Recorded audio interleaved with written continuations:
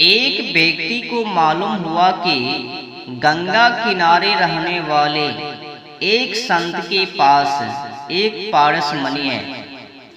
पारस मणि पाने की इच्छा से वह मानव साधु की सेवा करने लगा। साधु ने कहा कि मैं गंगा स्नान करने जा रहा हूँ, वापस आकर तुझे मैं पारस मणि दूंगा। साधु तो ऐसा कहकर चले गए। अब इस व्यक्ति के मन में पारस मणि के लिए चिंता बढ़ती गई, अकुलाहट बढ़ती गई। उसने साधु की गैर हाजिरी में सारी झोपड़ी छान डाली, परंतु पारस मणि उसके हाथ न लगी। साधु वापस आए। साधु ने यह जान लिया तो पूछा कि क्या इतना भी धीरज नहीं है? पारस मणि तो मैंने उस डिबिया में रखी है। ऐसा कहकर उन्होंने एक डिबिया नीचे उतारी और वह डिबिया तो लोहे की थी। तो उस मानव ने सोचा कि यह कैसी पारस मणि है, क्योंकि जिस डिबिया में वह पारस मणि रखी गई थी वह तो लोहे की थी। तो उस व्यक्ति को शंका बना, संदेह हो रहा था, इस पारस मणि ने उस डिबिया को सोने की क्यों नहीं बनाया? क्या यह पारस मणि असली है या नकली, या फिर साधु हमसे मजाक कर रहे हैं? या साधु मजाक कर रहे हैं?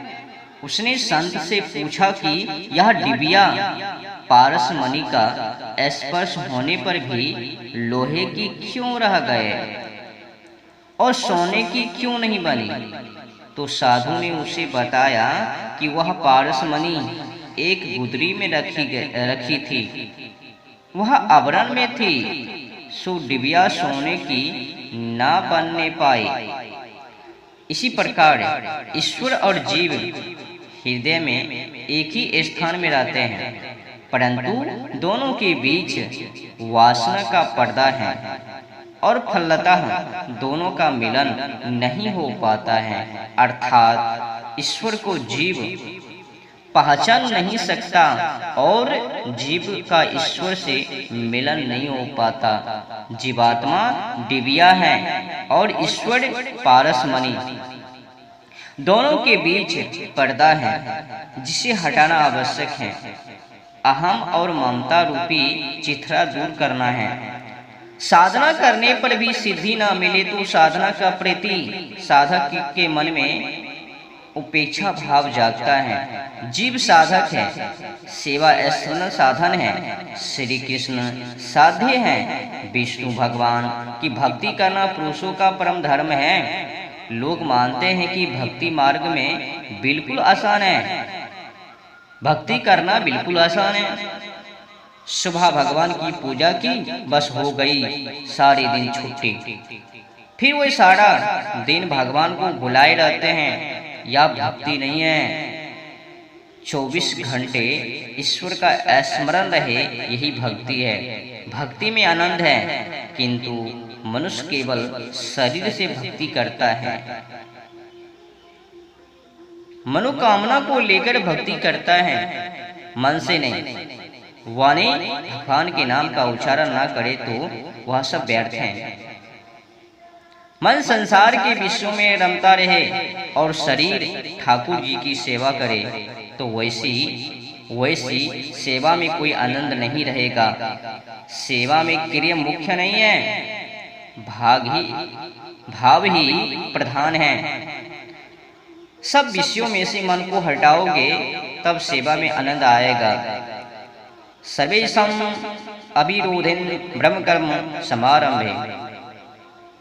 सेवा करने बैठे तो पहले भावना करो। सेवा करने पर भी भगवान के दर्शन ना हो सके तो दोष अपना ही है। सेवक को सेवा करने के बाद मेरा पाप गया, मेरा दुख गया, मेरा दरिद्र मिटा, मैं कृतार्थ हुआ, ऐसी भावना होनी चाहिए। सेवा करने पर ऐसा भाव नहीं तो सेवा पूजा से कोई आनंद नहीं होगा। संसार के विषयों को मन से हटाओ, जब तक नहीं हटाओगे तब तक सेवा में आनंद नहीं होगा। सेवा यह भावना है, परमात्मा की सेवा तभी होगी जब संसार के विषयों का प्रेम कम होगा। परमात्मा से प्रेम करना है तो विषयों का प्रेम छोड़ना ही होगा। प्रेम गली अति साकरी, तामे दोना समाही।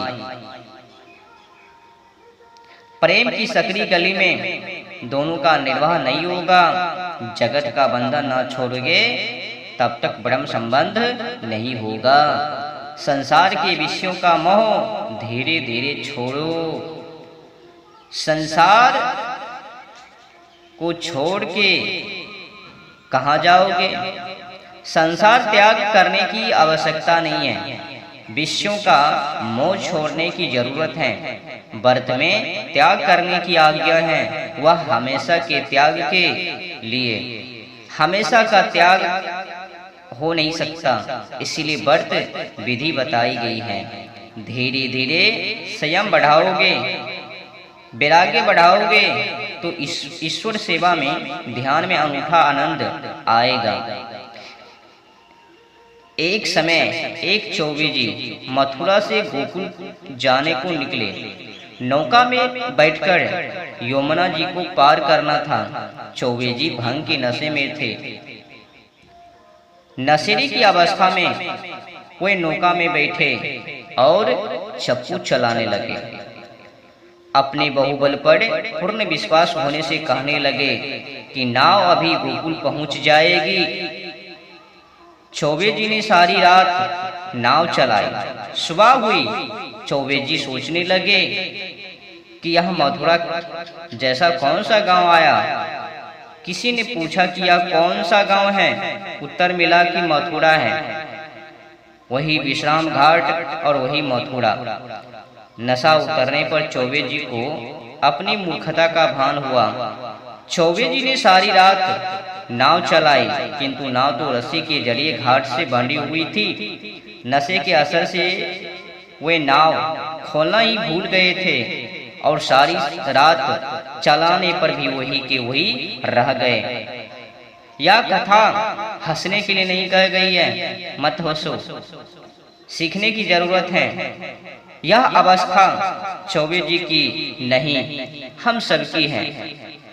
मोह माया भोग विलास से परकड़ पुत्र की तृष्णा, कामुकता की तृष्णा, अनेकों अनेक ढेर सारे काम वासना की तृष्णा, सभी इंद्रियां सुख के नशे में चूर हैं। जीव को इंद्रियों सुख भोगने का नशा चढ़ गया है। स्पर्श मुख का संसार के